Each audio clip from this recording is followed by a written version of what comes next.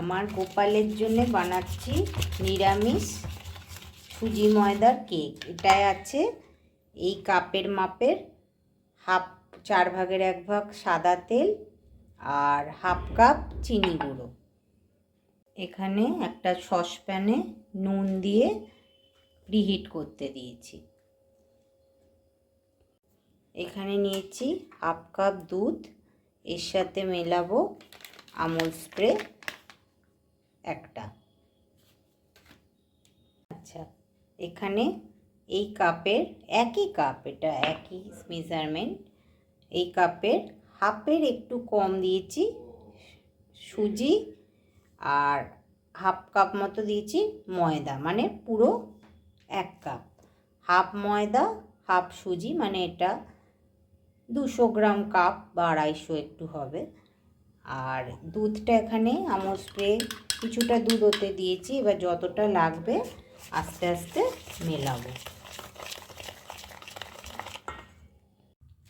এই রকম মাখাটা ব্যাটারটা হবে। এটাকে একটুখানি, যেহেতু সুজি আছে, একটুখানি করে রাখবো, রেস্টে রেখে দেবো 10 মিনিট মতো। তারপরে এটা ফুলবে জিনিসটা, আবার একটু দুধ লাগলে দুধ দেব। এর মধ্যে চকলেট পাউডার দিয়েছি 2 চামচ আর একটু কফি দিয়েছি সেন্টটা হওয়ার জন্য। আর ফ্রুট কিছু দেব না, লাস্টে কিছু আমন্ড চকলেট আছে, ওই ওপরে হয়ে এলে ওপরের দিকে দিয়ে দেবো। এই যে হাফ চামচ খাওয়ার সোডা দিয়েছি, আর এটা পড়ে গেছে ঝরে 1 চামচ বেকিং পাউডার দিয়ে আর বেশিক্ষণ করবো না, বেশিক্ষণ রাখবো না। মিক্সড করে ব্যাটারটা ঢেলে দেবো। এখন এই ফিতের মতো পড়বে না, এই যে দেখছেন, তার মানে ব্যাটারটা রেডি কেকের জন্য।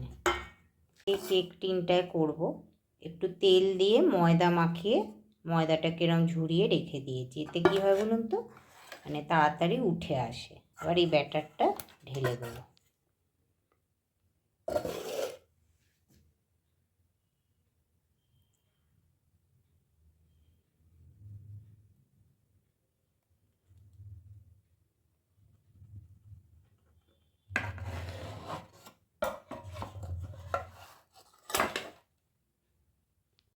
এরকম একটু ট্যাপ ট্যাপ করে দেবো যাতে বাবলসগুলো না থাকে। যে আগে থেকে প্রিহিট করে রেখেছি 10 মিনিট, স্ট্যান্ডের ওপর আর সাবধানে বসিয়ে দেবো।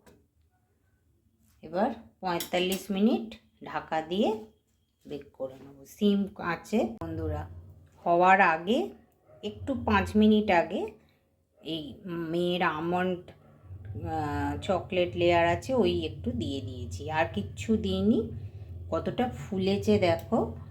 আর একটুখানি এই যে দেখিয়ে দিচ্ছে, এই দেখো কিচ্ছু লেগে নেই, মানে হয়ে গেছে। বন্ধ করে দিলাম গ্যাস। গোপুর কেক তৈরি। এই দেখো কি সুন্দর স্পঞ্জি হয়েছে। গোপালের কেক রেডি, নিরামিষ সুজি ময়দা দিয়ে কেক। কালকে গপুকে দেবো খেতে। Good morning. এখন বানাচ্ছি ভুনা খিচুড়ি। আজকে শনিবার, দেখো কিভাবে বানাই। কিছুই না, প্রথমে তেল দিয়েছি, তেজপাতা, শুকনো লঙ্কা ফোড়ন দিয়ে ফুলকপি, গাজর, যা সবজি ছিল আমার কাছে, আলু সব ভালো করে একটু ভেজে নিচ্ছি। আর তেলে একটু জিরে, গোটা জিরে, শুকনো লঙ্কা, তেজপাতা আর হিং একটু দিয়েছি, শীতকাল যেহেতু। আর এর মধ্যে এবার দেবো নুন, হলুদ। আর এই যে এখানে চাল হাফ কৌটো, মানে ওই 250 গ্রামের যে কৌটো হয় তার হাফ গোবিন্দভোগ চাল, আর এই হাফ মুগ ডাল ভেজে রেখে ধুয়ে নিয়েছি। এগুলো দিয়ে ভালো করে করব, মানে কষাবো। তো এরকম ভাজা হয়ে, ভুনা নামই মানে ভেজে করা, তো পুরো সব দিয়ে ভেজে এবারে জল দিয়ে দেবো। একটু গোটা গোটা মতো থাকে, পুরো গলে না, কারণ তেলটা যেহেতু ইউজ হয়। যতটা চাল ডাল থাকবে তার ডবল জল দিয়েছি। এটা একটু আন্দাজ করেই দিই, এবার লাগলে পরে হয়তো দিতে হবে। এটা একটু ঘন ঘন হবে। প্রায় হয়ে এসছে, বেশি জল দিইনি, যা চাল ডাল ছিল তার হাফ, এই ডবল হাফ বলছি, দিয়েছি। একটু মাখা মাখা হয় এটা, আর একটু ঘি ছড়িয়ে লাস্টে নামিয়ে দেবো। অল্প একটু ঘি দেবো, ভালো লাগবে। এতে গরম মশলাও লাগে না, আমি গরম মশলা এমনি ফোড়নে দিয়েছি, তেজপাতা, জিরে, গোটা গরম মশলা। গোবিন্দভোগের চালের একটা আলাদা টেস্ট থাকে। চলো দেখিয়ে দিলাম বন্ধুরা।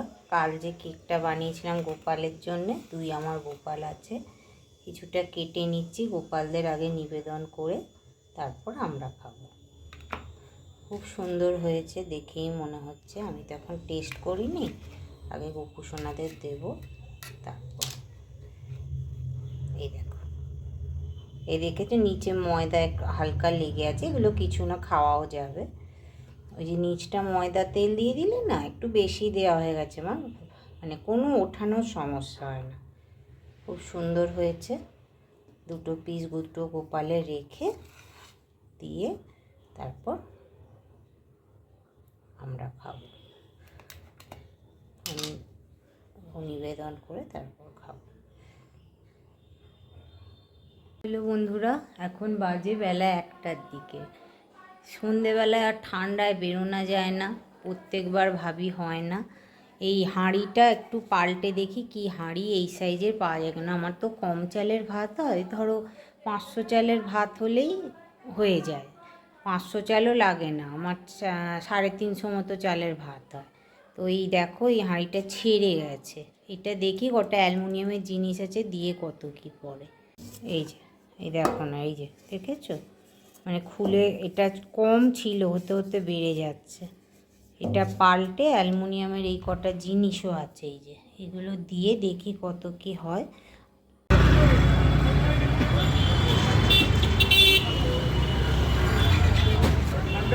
এই দেখো, তোমাদের সকালটায় তো কোনো দিন দেখাইনি, আজ এসছি দেখাচ্ছি।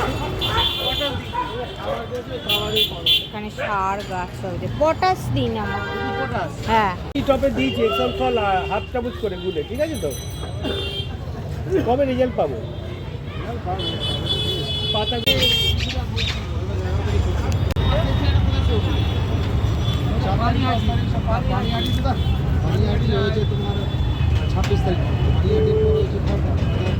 বন্ধুরা এই ফিরলাম।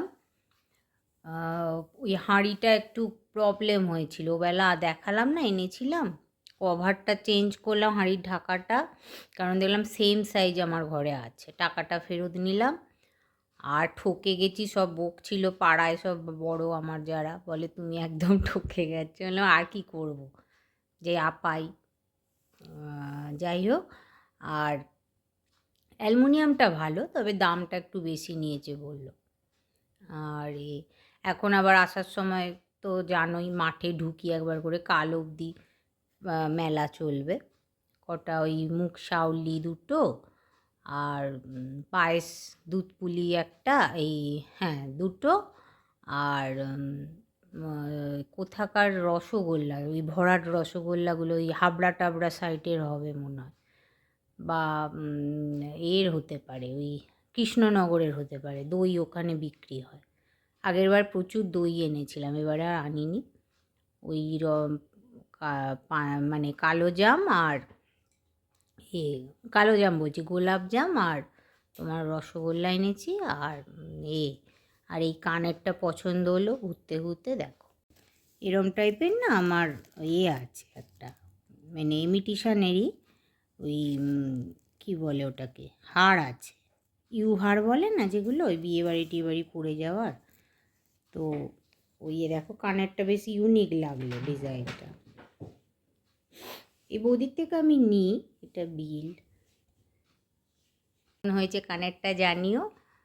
আজকের মতো এখানেই শেষ করলাম। সবাই ভালো থেকো, সুস্থ থেকো, পারলে একটু আমার চ্যানেলটাকে সাবস্ক্রাইব করো, লাইক করো, কমেন্ট করো, কেমন হচ্ছে কেমন লাগছে সব জানিও। Good night.